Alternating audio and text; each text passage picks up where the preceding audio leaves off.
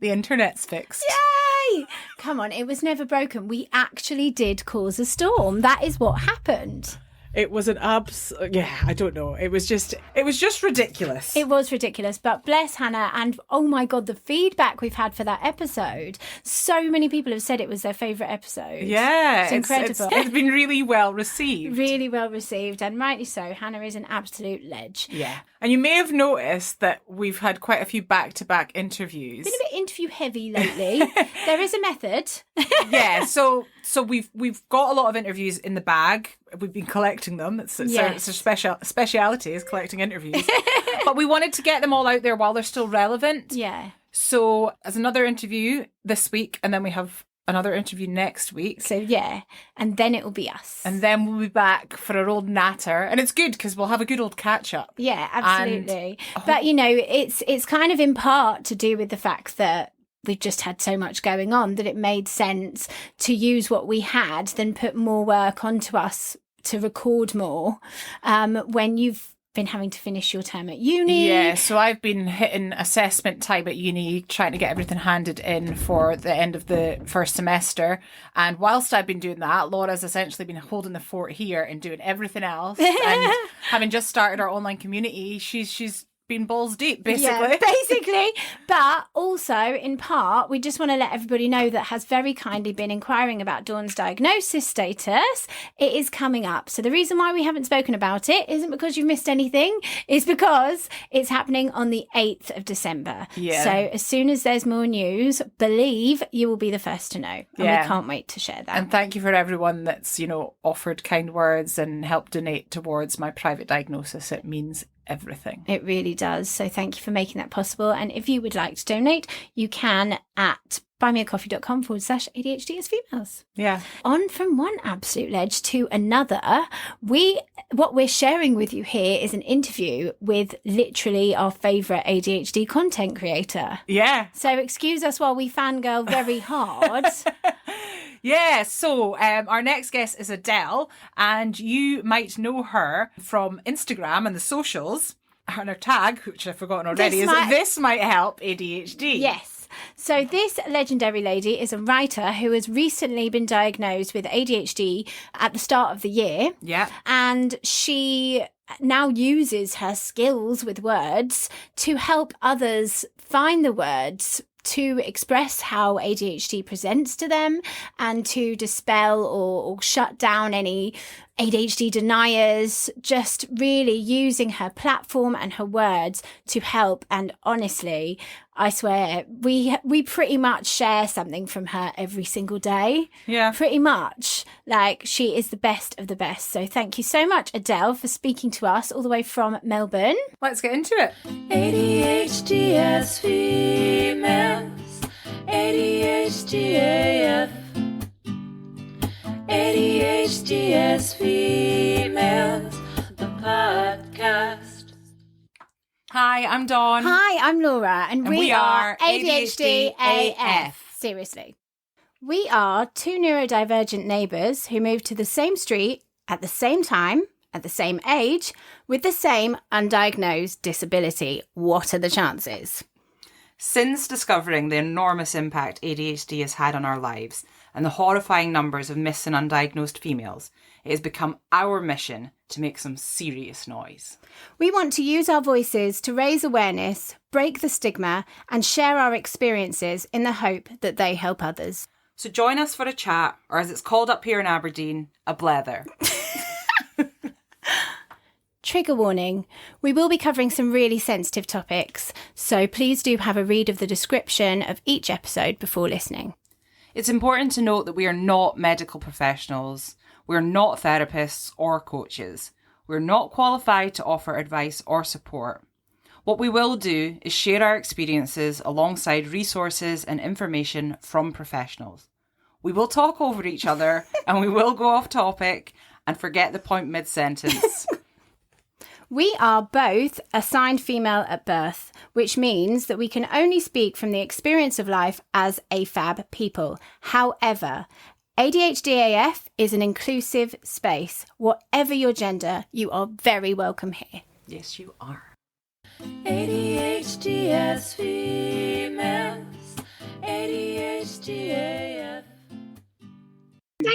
so much for joining us. We are so excited to have you on the podcast. Will you please tell our listeners your name, your age, a little bit about yourself, your occupation, please?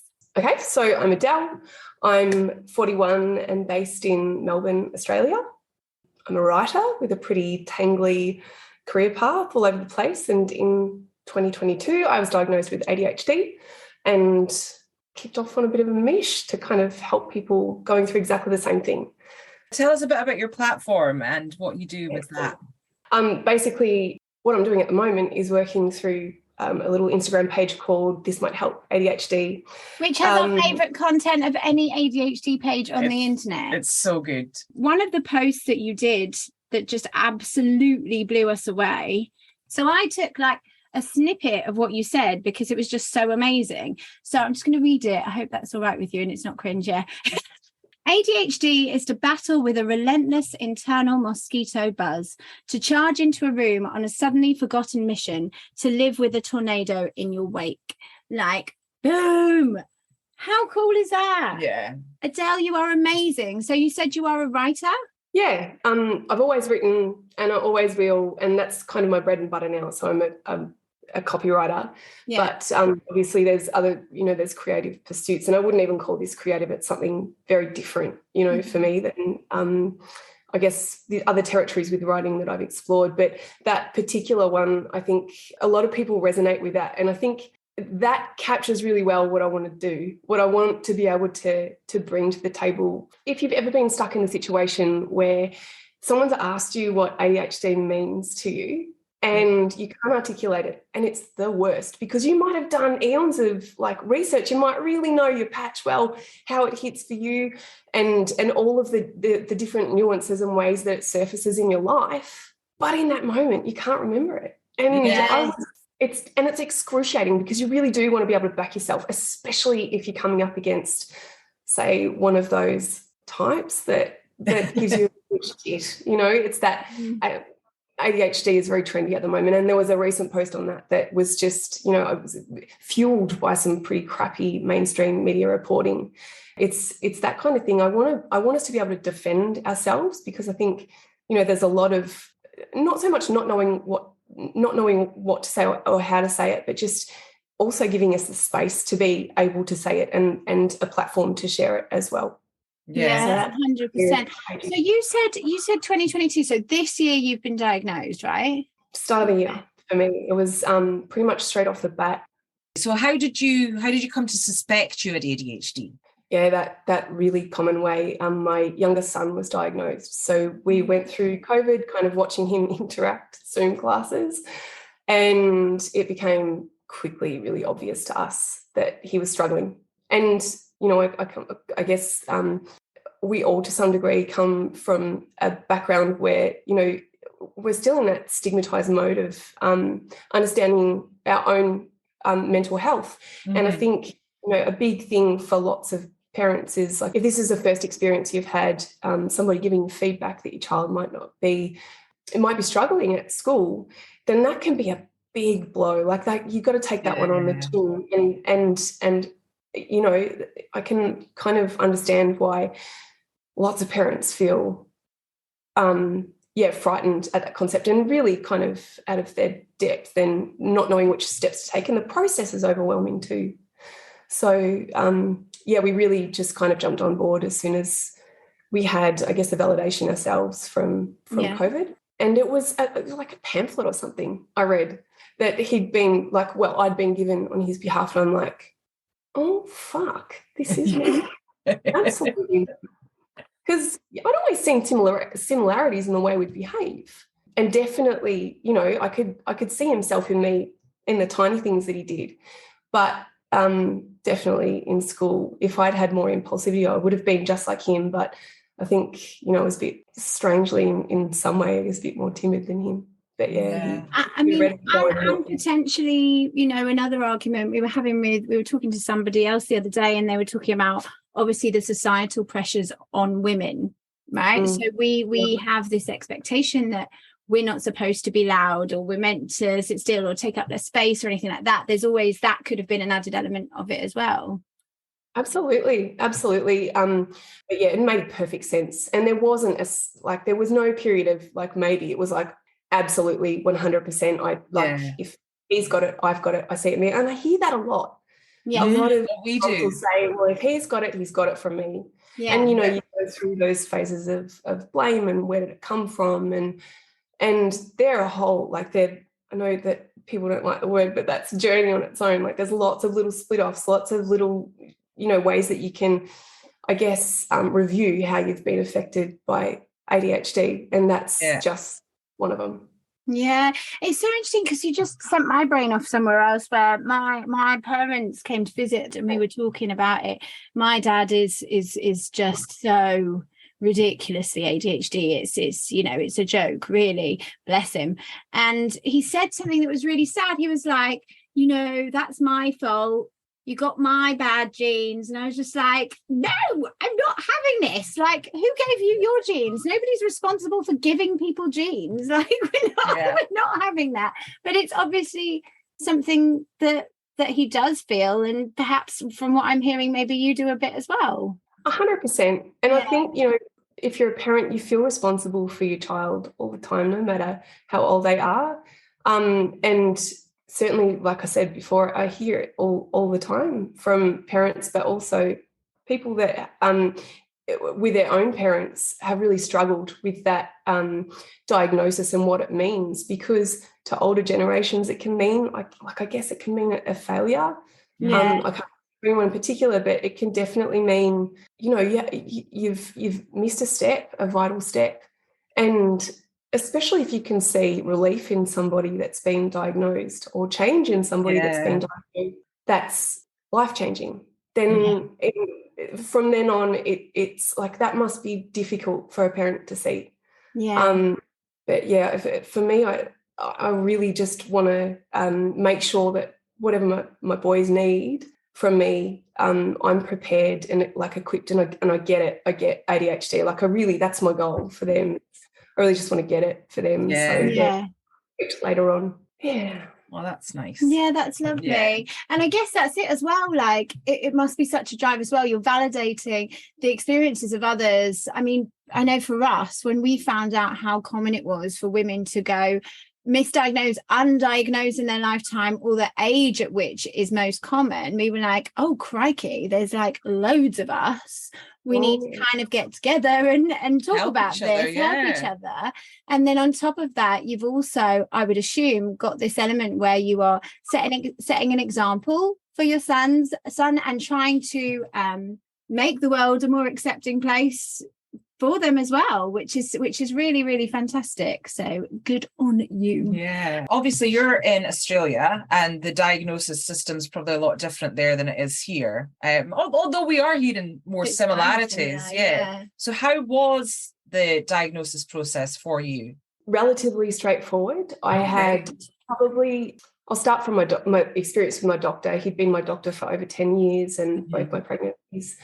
And knew me really well, and knew me as someone who was like I had a lot of health anxiety. So when I said to him, I'm pretty sure I've got ADHD, I'm pretty sure this is what's underpinning everything that I'm coming here with, well, for the most part. He said it's possible, and I really hate what he said next, in that it's only really necessary if you want medication. Right. And I just don't agree with that, because I guess now it's a case of shit. You're really lucky if you've gotten a diagnosis, and I do feel that. But at that point in time, I was just like, I knew that I needed the validation of somebody to sit with me and say, 100%, without a doubt, I know that you have dealt with this your entire life. That's what I wanted to hear. It's like, I'm not making this shit. Yes. I haven't had this life of, no, you're just a bit different, because I knew it was more than that, and I'd spent so long trying to unlock whatever it was so I could live normally, neurotypically now. That's it. You just gave me goose pimples. Yeah. Like, that's exactly it. It's just that validation of knowing that you're not a complete and utter fuck up. Like, it is. Yeah. Like, that you're not broken, that there's not something like, wrong with you as a person, and you have been trying. And you have been trying. Like, that's it. So like, forget all the medication, forget all of that. It's just so that you know in yourself that there's something else, there's another factor at play here. Yeah, 100%. Yeah, and I think if you're on the cusp of kind of should I or shouldn't I get messages a lot from people that are mostly over 60, and they're really questioning whether they should or not. And I wonder if it's part of it is like the lack of self-esteem that happens. People really think they're not worth that diagnosis once they get. Like, you could live another 40 years, and maybe never have that. Maybe never have it in writing. Maybe never get to explore what it's like, whether medication makes a change for you or not. For me, that's still, a path that I'm really exploring. I'm not sure if it actually does work in a way that it can. Anyway, that's a different story. That's a whole different story. But yeah, I think people would be well positioned, I think, if they were to understand that diagnosis isn't just about medication. Mm-hmm. Because if it were, so many of us can't even take the medication. Like, many of us can't without side effects or tweaking, and that's an ongoing process. Yeah, absolutely. It's funny, isn't it, the stigma? Because I was just thinking then, like, we've kind of thought so much about the stigma of ADHD because people don't understand it, and is it real? But actually, what we are, I think, at its core, the stigma and the shame is about the brain, I think, because, and I don't want to speak for anybody who is suffering any other kind of disability, but like, would people be too ashamed or too embarrassed or feel like it wasn't worth doing if they had something wrong with another limb? Yeah. Or like, would you? Probably not. I mean, I can't speak, but that's what just suddenly came into my head. I wonder if it is. It's like this shame of this brain shame. I think it's like with any invisible illness, there's that stigma and shame behind it because you can't see it. Therefore, it's like, how do I prove this to someone? Yeah. Whereas if you have a visible disability, although there may be shame around that, you can back yourself up with something physical that someone can see. It's a lot easier. So of course, in terms of shame, we don't know. We're just speculating. We don't know that. I just wonder if that's what it is. It's not just ADHD the stigma. It is like brain and invisible disabilities. So if you're telling someone you have ADHD and you don't have that actual diagnosis from a professional that says it, then it's even harder to back yourself up because it's just like, well, she thinks she's got ADHD, she's just trying to be trendy or whatever. But as ever, we digress. So you spoke to your doctor. He said if it's only I've just made the assumption it was a he. Was it a he? It was a male. Yeah. So he said it's only really necessary if you want to take medication. And what happened from that point? And I got the referral and I sat on it for, I think, about 5 months before I did anything with it.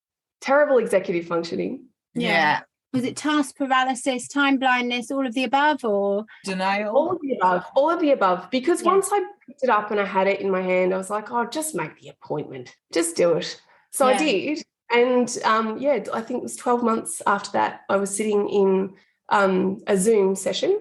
But it took 45 minutes for her to complete that session. And I think within the first 10 minutes, she'd started talking to me about what it actually meant.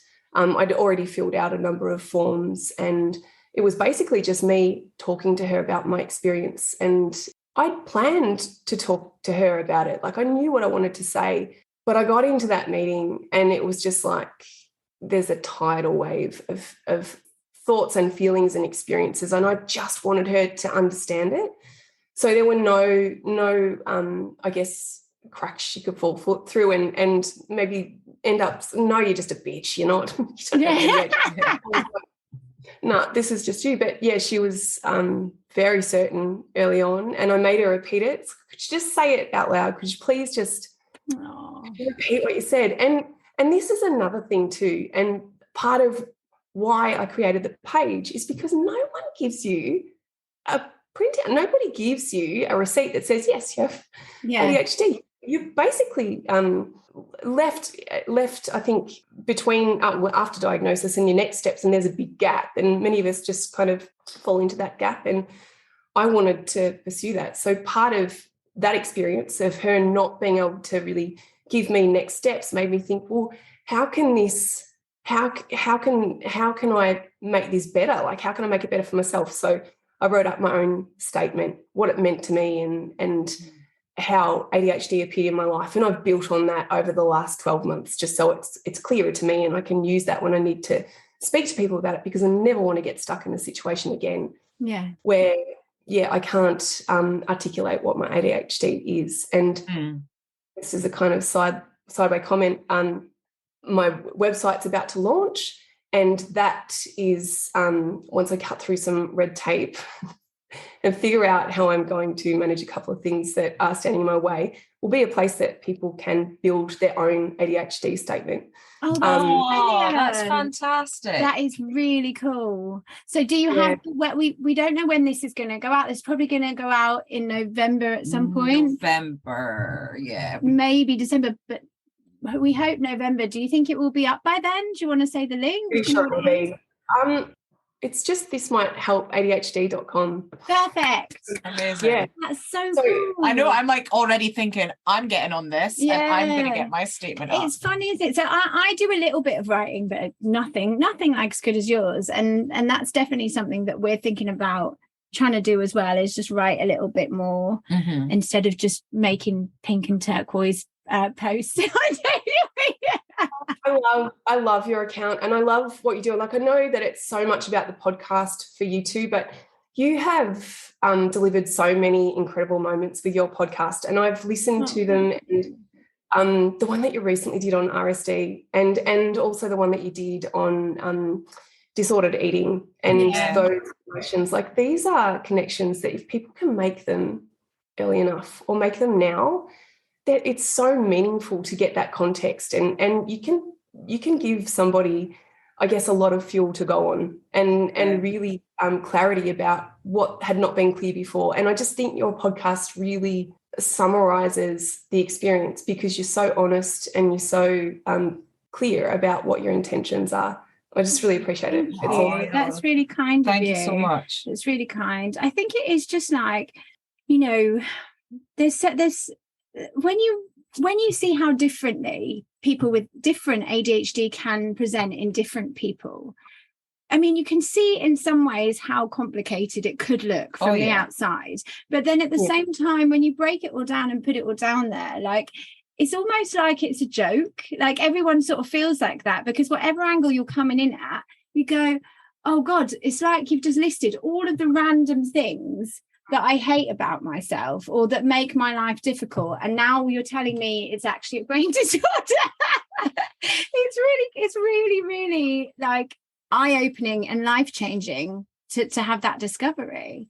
And I think it's so much more common than people realize. And if people can identify that in themselves, and also just have more compassion and more awareness for others, because things that people do wrong or whatever can often be, it's met with judgment or disappointment, conflict, and relationship breakdowns, etc. Actually, if we could just scream it loud enough and enough people knew about it, then we might save all the world problems. Who knows? Possible. I do think it's possible to start this really meaningful awareness, because you've got people now that are coming forward with their diagnosis and saying, I am somebody that has ADHD that doesn't fit the profile of what that biased or stigmatized outlook of what ADHD is. So you've got people coming forward now that I think, and they've been coming forward for ages. So I don't mean like now just because like right now. What I mean is people are coming forward and saying, I'm an incredibly organised person. I did really well at school. I was an A-grade student, and I busted my balls to be the best I possibly could be. And now we're starting to see those conversations emerge around those being traits of ADHD, like perfectionism and the things that propel you towards success. Maybe there's some dopamine-driven behaviours in there, but also maybe a lot of that is anxiety.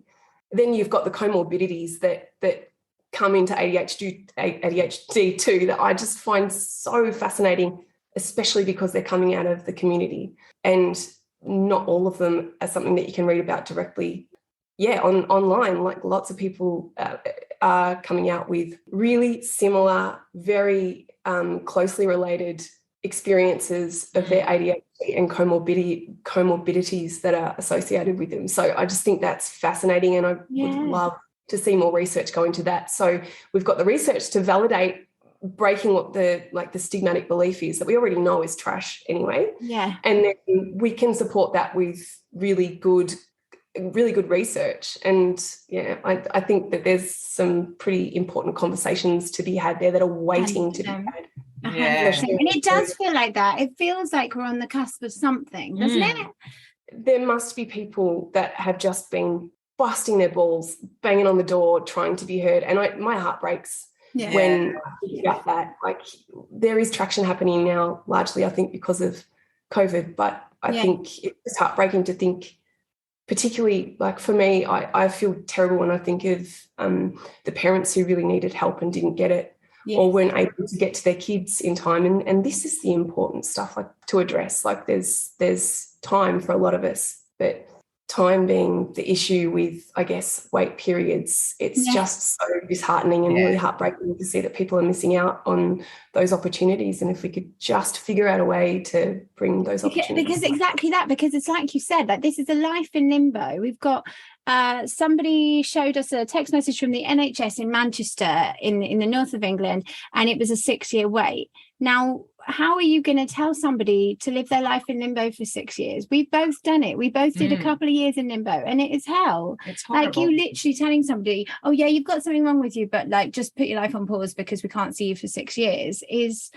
well, good luck if they're still around in 6 years. That's a reality of it, because we know that ADHDers are 5 times more likely to commit suicide.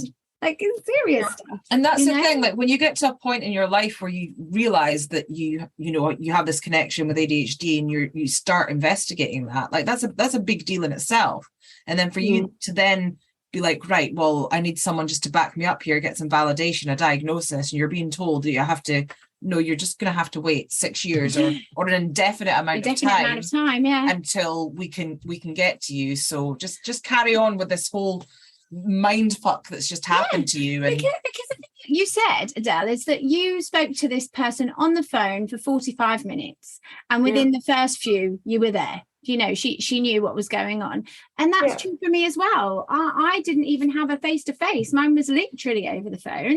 It was an hour or less, and it was done. So I'm sorry, but any kind of wait is bullshit. Like, it doesn't have to be this huge, complex, step-by-step, this and then this and then. It doesn't. It literally doesn't. We just need some different people to be qualified to do it, and then just crack on. That's it. If doctors could diagnose it, I get that ADHD medication is classified is in a different classification than SSRIs, and it's a very different drug. But I also think if doctors were equipped perhaps to support us where we need support, maybe it doesn't have to be this difficult. Maybe it can be easier. And it's certainly, God, does it have to be this hard? There's no way it has to be this hard or this. No. Like, for example, the person that you brought up earlier, a 6-year wait.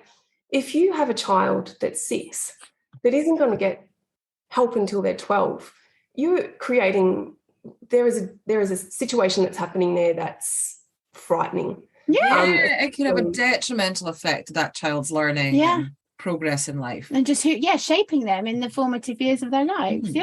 If you are finding this podcast helpful and you're in a position to do so, we are asking that you help us by signing up to our Patreon. In pledges starting at just £4 a month, it will give you access to our We Are ADHD AF community forum, in which we are both active members and we all support and learn from each other. You will also get access to behind-the-scenes content, exclusives, offers, blogs, vlogs, the works, everything in the kitchen sink. Your pledge will also mean that we will be able to continue to put out weekly episodes of ADHD as Females, the podcast. Alternatively, if you would prefer just to make a donation, you can do so by visiting buymeacoffee.com/ADHD as Females. We know that our words are helping people in 164 countries and counting. We really appreciate your support in supporting us to continue supporting the ADHD community. If you are ADHD AF and you want more ADHD AF, join the We Are ADHD AF community. www.patreon.com/ADHD as females. What do you think undiagnosed ADHD has cost you? That question is really easy to answer, but not easy to say. Yes. Because I guess the thing is, self-esteem, when it's very limited, is going to cost you a lot of time worrying about things that people that have a good baseline of self-esteem are not going to experience. And I just think the time that is spent in anxiety about your place in the world is pretty significant for an ADHDer. And maybe not all, but yeah, certainly I've spent a lot of time worrying and trying to be something that perhaps was never meant for me. I mean, even if we just talk about like body image is huge for, I think, our community. It's relevant to a lot of ADHDers, and for me, I could have spent so much of my time in better ways than worrying about what I worry about. And I think I'm kind of on the flip side of that, able to look at things differently now. But yeah, it's when you talk about cost and loss, that trickle down effect from self-esteem reaches far and wide, and it is really sad to think about and look at. But yeah, I guess the ambition is to just kind of help other people to avoid where possible, and also to instill some positivity about themselves. I would like to get that time back, and it's not going to happen, but I can look at it in a different way now, and I can see how it might be possible to make it perhaps worth something. Yeah, that's really, really interesting, because it's a bit like same as us, and then same as when we talked to Alex and James. It's like what do you call it? Not a calling, now you've found out about this and you know what's going on. It's like it feels like a duty, like your quest to make a difference. Your purpose. There we go. Like, do you feel that like this is what you're meant to be doing now? This is it. Certainly feel really driven when it comes to talking about it in a way that I haven't felt driven to talk about anything else. Yeah. And it's a highly personal subject. It's not something that you want to.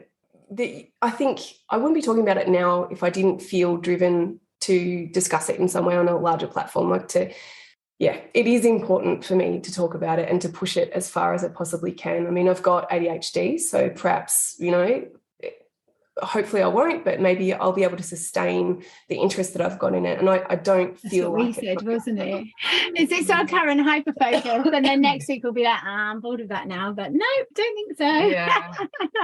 But it is like you've spent your whole life suffering, and you know that you have answers now to help ease that pain and suffering that you've gone through. Yeah. So it's like if I can find that way to ease my pain, then fuck yeah, I'm going to try and help others find that as well. Why wouldn't I? Yeah.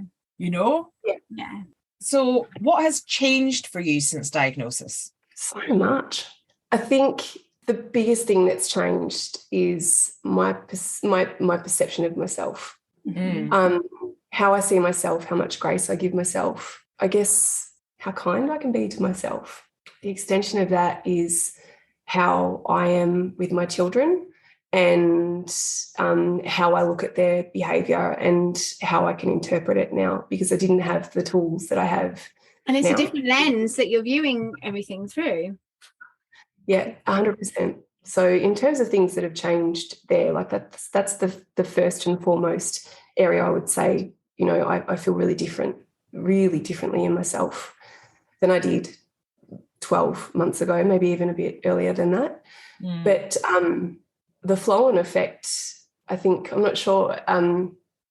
The flow-on effect of being diagnosed was I did that pretty typical thing of arcing up at something that I had been told I couldn't do. And when I was first learning about what ADHD might mean for me, I was confronted with, I guess, the reality is that I can be a bit of a gunner. Like, I'm going to do this, I'm going to do that, I'm going to do this, I'm going to do that, and never do them.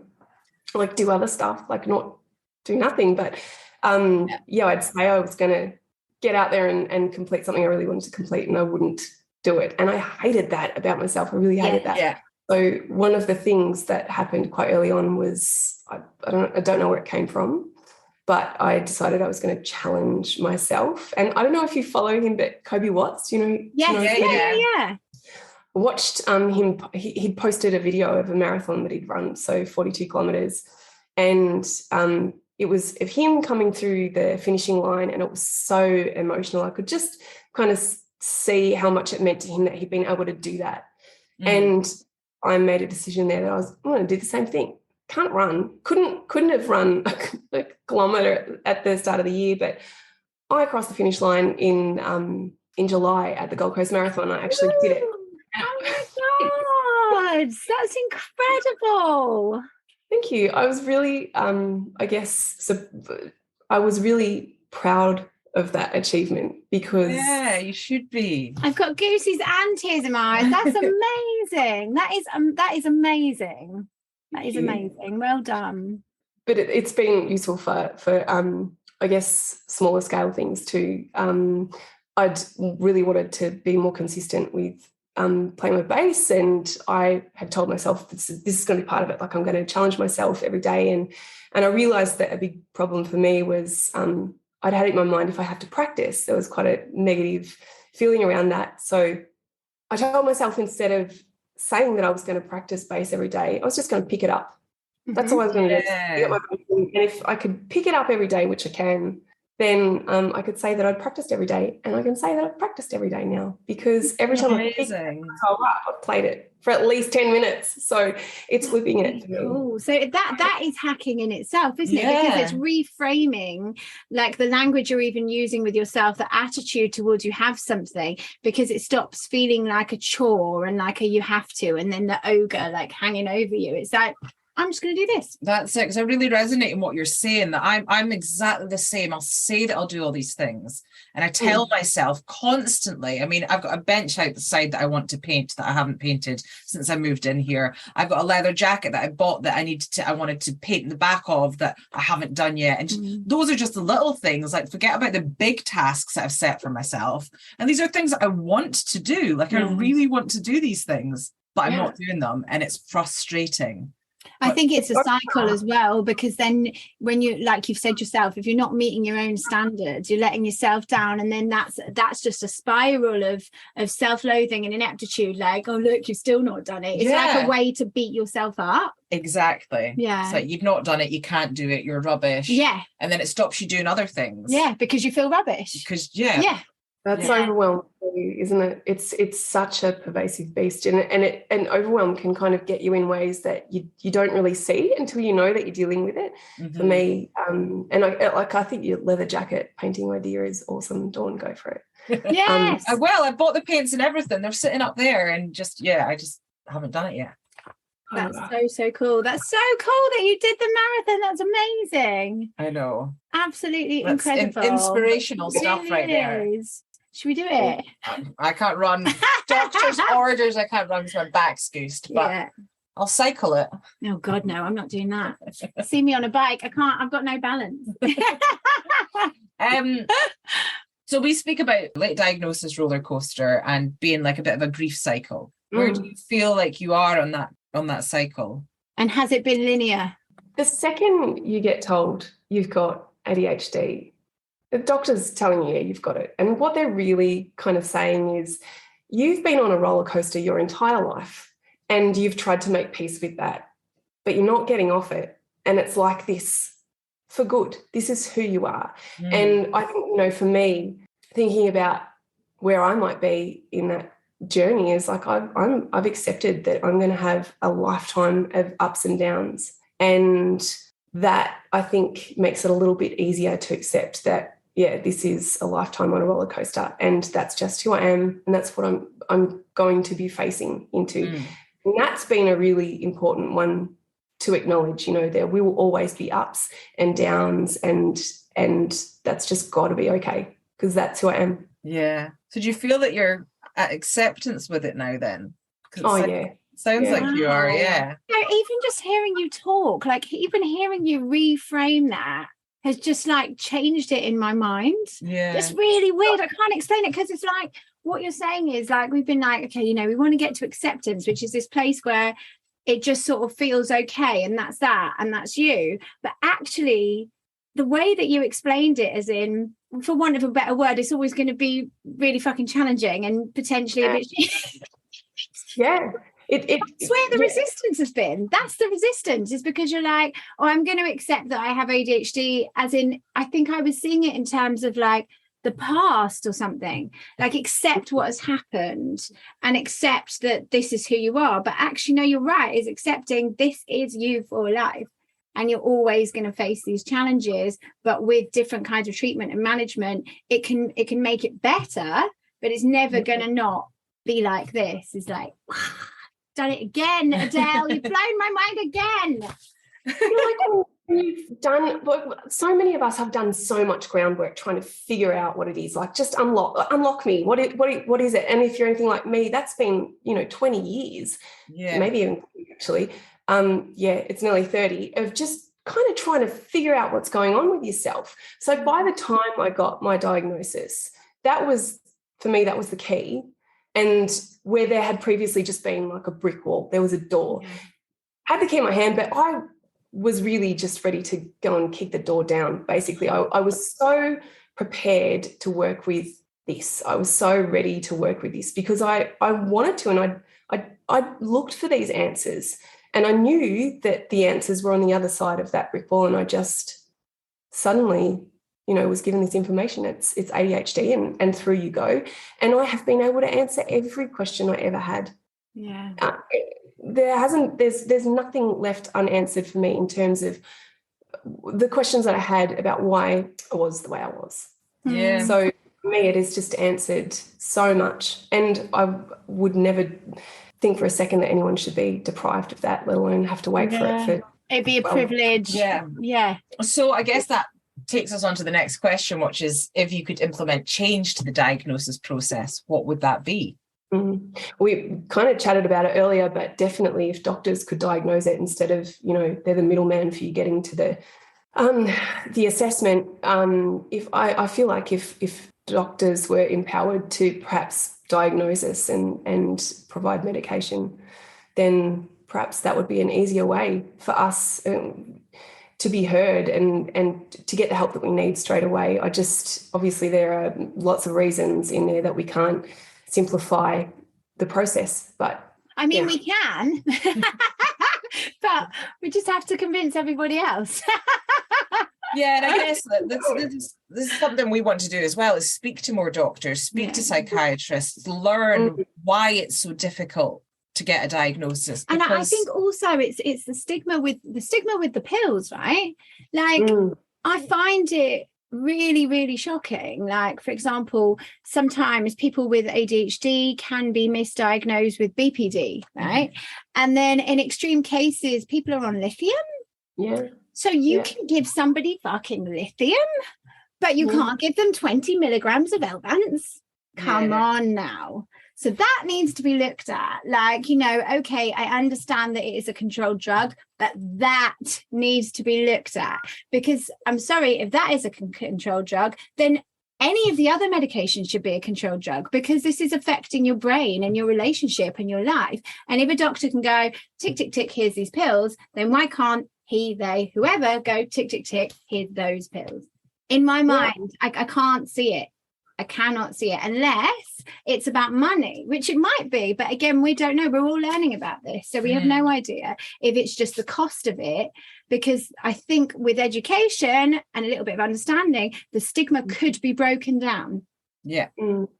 Because the stigma is broken down with antidepressants, say, for example. You don't hear of people being judgmental about that. I don't think. So yeah. I think that's a thing. Not that anybody asked me that. But, if you're able to get guests on the show, I would really love to hear what the reasoning is behind that kind of that gap. We are working on it. I'll be watching with keen eyes. I mean, it's just the more you hear about ADHD, the more that you kind of feel this is way more common. This has got to be way more common than what we're saying it is or what we've been. 100%. And that's not to say, like you said, it's not to say we're turning around and saying, oh, everybody should be on ADHD medication. But I think a lot of the time, by the point of people, which is another part of the problem, by the point that people are getting diagnosed, they are in crisis and their life is in tatters, to have that crutch to help them up, just as anybody would with antidepressants, which people have if they're in times of grief, in times of struggle, whatever else. It shouldn't be this huge thing. It should be like, right, this is what you've got. Try this, see if that helps. Yeah. This might help. Yeah, absolutely. People shouldn't be denied the opportunity to see if this can help them meander through their life better, you know? Yeah. So tell us some positives. Yeah. Positive sides of ADHD since diagnosis and the world of ADHD, just anything that, you know, you see as a positive. The community is amazing. Yeah. If you look at the people that I come from a place of somebody that has always gelled really well with others that now I recognise have some degree of, you know, neurodiversity. So if it weren't for ADHD, I wouldn't be talking to you right now. I wouldn't know the people that I know. I wouldn't have my amazing kids. I wouldn't have had half the experiences that I've had that impulsivity took me through to. Yeah. Like I think, you know, there's a part of my ADHD I'm definitely appreciative of, and depending on the day you get me, I don't think it's all bad. Yeah, 100% that. We change, you know, we change our opinions on it all the time. So I think that's got a lot to do with, on any given day you might feel very differently about your ADHD than you do the next. But yeah, I think there are some positive sides of it. And if you just look at the people within the community, if you just look at the friendships that you have, likely because there's similarities in the way that you communicate with each other, then you can see there's value in ADHD. And I think neurodiversity would change, or difference drives change. I think that's what kind of makes things you're looking exciting. at things from a different perspective and not necessarily blinkered by the norm or what you should be doing or whatever. Your brain can just go somewhere else, which can open up other possibilities. I just want to circle back a second, because obviously you've said that, you know, it was such a huge relief to get diagnosed when you'd been waiting so long for answers, and now you have so much self-compassion, which is brilliant. But did you go through the anger stage? Were you really angry at one point? Yeah. So 100%. I went through, I think, a period of it would have been about 3 months where it just felt so heavy, and it felt, you know, inescapable. And I knew the only way out for me was to learn as much as I possibly could about it. And I guess for me, learning about ADHD had been very soothing and a form of therapy for me. But I definitely had some very dark months in there. And it's good to know, isn't it? Because it's like, if we're all in this together, it's like, for anybody who is feeling really angry or like they're going to feel bitter and fuming forever, it does pass. It does go. Yeah, and I think one of the things that angers me a bit about the whole situation is you'll see other people with ADHD who are really successful and doing well in different areas, and you'll be like, well, I've got ADHD, why am I not as successful as them? And so it's good to see people from within the community, and it's just like, there is such a range in everyone, and it affects everyone so differently. And just because you're maybe not as successful on paper as that one person area doesn't mean to say that they're not struggling in another area. So it just opens your eyes to the bigger picture, and, you know, can make you feel a little bit better within yourself, because you're not, because we are all in it together, just in different forms, exactly, you know. And also, what is it about your ADHD that's contributing to the fact that you feel like you're not successful? Like, how's ADHD kind of got its claws in there on you? And I think that's a massive part of the conversation, because I can totally relate to not feeling good enough for anything. Second guessing everything you do, and even just taking a back seat automatically when it comes to making decisions, or, you know, for example, I don't know, signing up for a new course, going to university. When all my friends were first going to university, I was like, well, this isn't for me, because I'm not going back to school. That's it. I taught myself that I wasn't an academic. It just wasn't for me. And well, now I'm at uni. I'm still like, I'm not an academic, but, you know, trying. I bet you'll smash it, Dawn. I bet you'll smash it, because you've got passion behind you, and that's, that's everything. Doing amazing things, really, really are. Can I ask one more question? And you can absolutely tell me to shut up. How have you felt about telling people, like, obviously you like us are now in the public sphere, broadcasting it out there. Like, how was it telling people in your personal life? Did you feel supported by family and friends? Was it a difficult thing to go through, or how did you find that? Yeah, really difficult. I'm the first in my family, apart from my son, to be diagnosed with it. So there's a difference there that I guess creates, and I definitely felt out to sea with that, really isolated. And yeah, that warming up to, I guess, what ADHD meant to me was a really painful kind of transition from not knowing to knowing. Yes. Yeah. Yeah, because a lot of people ask us that, don't they? It's like, how is that? And it is difficult, isn't it? Because even though you're the same, you're not the same, and you need people to understand something that you didn't even understand yourself 5 minutes ago. Oh, exactly. It's a lot, isn't it? You can't necessarily take the people that you assume are going to want to come with you on that journey. They're not going to want to get in the car every time, and that's a shock. And I think, that's another conversation all on its own. That's a pretty devastating thing that I've heard from many people happens. My family don't accept this. They either don't believe it, or they think that I'm hamming it up, or I'm being dramatic, but the sad thing is there that if that's the case, you really get to miss out on something integral happening in a person's life that's changing them day by day, making a big impact on their world and the people around them. And if there is a disconnection there from people you'd consider close in your circle, then that's really difficult. That's really devastating. And that bears more attention too, I think. Yeah, someone had said to me that they'd been told, I can't remember if it was by a therapist or what it was, but when you're working on yourself and when you're moving forward, you will leave people behind. Yeah, that's a reality, isn't it? It does. I don't think ADHD changes who you are, but it certainly changes how you perceive yourself. Yeah. For me, anyway. And I don't feel like I'm different than I was before, but I feel like I've got a better understanding of myself. And although, I definitely wanted to bring people along with me on that, not everyone wants to hear it. Not everybody is receptive to you talking about what ADHD means to you. So that was why I created a page too, so I'd have a platform, somewhere to talk about it, somewhere to be really honest about it. And I hope that comes through, because every day I post, honesty. I honestly, we absolutely love your work. And it's like you say, one of the big positives is the community, because nobody understands what this is like apart from us. And so when you've got your platform, you're not only validating others, but perhaps opening the eyes of people that don't understand it at all. And that's a really valuable thing for awareness. Absolutely. That's amazing stuff. What is the most ADHD thing that you have done this week? Actually, I knew exactly what I was going to say about half an hour before.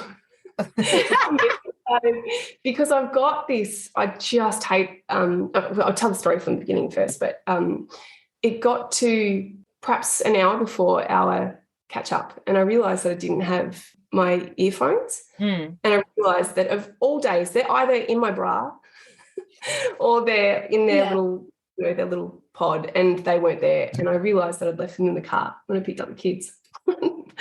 And I didn't go back to check whether you guys had like a headphone policy, and I was freaking out because it meant that if I couldn't find my headphones, I couldn't get to them because my partner had the car. Then I was going to have to go through this huge tangle of electrical cords. And this is like the mascot of the ADHD world is like tangled. Yeah, I've got one hiding behind that couch over there. Yeah. Yeah, I've got a few of them, actually, some pretty bad spaghetti balls, but not too far off. When we first got up, I was just sitting with my fingers tangled in this big bunch of electrical cables, thinking, I don't think I'm going to have to tell them I can't do it. But thank God you didn't need me to. No, we didn't need you. I literally always have them, but it was like, no. Just typically on the very day. Yeah, absolutely. Last minute. So funny. Oh, bless you. We're so grateful, Adele, for joining us, for following along with us, and just for your absolutely bloody insightful, incredible writing that blows us away every time. You hit that nail right on the head. So thank you. We applaud you. Woo! You are so amazing. kind. I feel like I should only be thanking you, because it's just such a great thing to sit down and have a chat with both of you and to see your faces. Yeah, likewise. Well, one day we'll get to us. I keep saying to Dawn, I'm like, listen to Australia. People like us in Australia. Let's go to us. That'd be awesome. I'd love that. Yeah. But yeah, just keep doing what you're doing, because it is so needed and it's so effective and so meaningful. And you can see, I read your posts. I'm obviously a big fan of you on Instagram, and I can see the authenticity coming through and the way people react with you, and it's just beautiful to see. Aww. You should be so proud of yourselves. Oh, thank you. That's really, really kind. That's so kind. Yeah, well, we could just go on like this forever, couldn't we? But we're so grateful, and thank you for joining us. Yeah. And we just want to send you loads of love, and to your family and to your son. And it's fantastic. He's on his journey, understanding himself, and you can support him in that. So that's so fantastic. Yeah, thank you so much. And what time is it across there? It's just gone 8:30. Oh, well, have a lovely evening. Have a nice evening. Have a great day, right? Thank you. Yeah. And we will speak to you soon. So lovely chatting. See you later. Perfect. Thank you See so much. Bye. Bye. That was Adele. There goes our hero. Isn't she just the best? Oh, so much insight. It really is. You know, we relate so hard that this diagnosis has not just been life-changing and validating, but has opened our eyes to what's going on around us and the support that's needed and the awareness that's needed to be raised. And just like us, you know, Adele feels this calling, this purpose to keep pushing this message. You know, it's our purpose, it's our duty now, you know. Yeah, all that chat about self-esteem, and it just really got me. Like, that's something I relate to so hard. Yeah, but she blew my mind with that whole, when you have ADHD, you've already, or when you're getting to a point of ADHD diagnosis, you've already been on a roller coaster all your life. And actually it's about accepting that it's always going to be ups and downs like this, you know. But yeah, just honestly cannot sing that woman's praises enough. And honestly, if we shared her content anymore, it would be bloody plagiarism at this point. She's just the best. She hits the nail on the head every single time. We love you, Adele. So check out This might help ADHD.com. Yes. Is where her special forms are explaining or helping give the vocabulary, which for some reason has just escaped me, to how to express how ADHD presents in you to doctors, in the workplace, to ADHD deniers. Just such an incredible and invaluable service that she's providing. So helpful. And that's now available, because we spoke in the podcast about it coming soon, but it is now available now. So yeah. Thank you, Adele. Thank you so much. So tell us, what is the most ADHD thing you've done this week? I keep falling over. Oh yeah, I know that one. Spatial awareness, like, it's always been an issue that, like, I'll bang into things. Yeah. I just don't, like, I'll be walking and a door handle hits me or the side of a unit hits me. Yeah. But It hits you, yeah? Yeah. It hits me. It's in my way. How did that parked car just hit you, Dawn? Got new Doc Martens, but Yeah. they've got a thicker sole. Yeah. And I keep falling up the stairs. Honestly, I'm the same. It's like walking on the moon in these. But they look so I've cool. got, like, I think I've chipped a bone in my shin. Oh my God. Like, genuinely feel like I've chipped a bone, because it's so painful and lumpy and weird. But yeah, just because I keep falling up the stairs, and like in front of people as well, and it's so embarrassing. It's mortifying. Yeah. And it's like you fall in slow motion, like, no. But, yeah, so yeah, just stuff getting in my way, essentially. Yeah, absolutely. It needs to learn and get What out about of the way. you? So this morning, I've got a fresh one, and this is absolutely ridiculous. I walked into the kitchen to make myself a cup of coffee and to make a bowl of cereal. Put the kettle on, get the bowl out, and as I turn around from getting the bowl out, I notice that the cat, Ziggy Starpuss, does not have any food in her bowl. So I go to the cupboard to get the bag of cat food out. I open the bag of cat food. What do you think I do? I pour the cat food into my cereal bowl. And thankfully, I came to at that point. Because imagine if I'd have poured milk on it as well. That's superb. I wonder if it would be any good with milk. It probably would be. I mean, I space out that much. I probably wouldn't have even noticed, to be honest. Yeah. Oh, love it. Genius. Yes, so there you go. That's a corker of one. So anyway, we should probably wrap it up because Adele had so much to say that we don't want to cut any of hers out. So we should shut up, really. Yeah, and we realised that our last episode was rather long. Yeah, nobody complained. They all loved it. But yeah, just to say thank you so much to all of you for listening, for all of your support. If that means in terms of hitting those stars, writing reviews, liking, sharing, saving social posts, any way that you can help us, we really appreciate it because each thing helps us to spread out the message further and raise further awareness. In particular, a massive thank you to our patrons on Patreon who have pledged to become part of our We Are ADHDF community. They are literally helping us to make this podcast happen. So hopefully with a bit of luck and seeing how much we're doing in there, because it really is an amazing space, isn't it, that we've created. It really is. With body doubling, with Q&As, with blogs, vlogs, all sorts, behind the scenes content. Like, if we can get enough people on board, then it means Dawn can stop working a part-time job and only focus her outside of uni time onto ADHD AF, which means we can do more, and it means that we can keep putting the podcast out every week. So if you're in a position to do so, please do join us at patreon.com/ADHD as females. Yeah. And on that note, I think we're going to go before this one's over. That helped. Right, let's go. Bye. ADHDs females, ADHD AF, ADHDs females.